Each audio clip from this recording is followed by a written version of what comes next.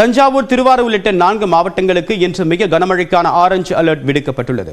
சென்னை வானிலை ஆய்வு மையம் வெளியிட்டக்கூடிய அறிவிப்பில் அரியலூர், தஞ்சாவூர், திருவாரூர் மற்றும் புதுக்கோட்டை மாவட்டங்களில் ஒரு சில இடங்களில் மிக கனமழை பெய்யக்கூடும் என்று அறிவிக்கப்பட்டுள்ளது. சென்னை, திருவள்ளூர், காஞ்சிபுரம், செங்கல்பட்டு, திருவண்ணாமலை உள்ளிட்ட 23 மாவட்டங்களில் இன்று கனமழைக்கு வாய்ப்புள்ளது. விழுப்புரம், கள்ளக்குறிச்சி, கடலூர், பெரம்பலூர், திருச்சி மாவட்டங்களிலும் இன்று கனமழை பெய்யக்கூடும். மயிலாடுதுறை, நாகை, கரூர் மாவட்டங்களில் இன்று கனமழை பெய்யும் என்று வானிலை ஆய்வு மையம் கூறியுள்ளது.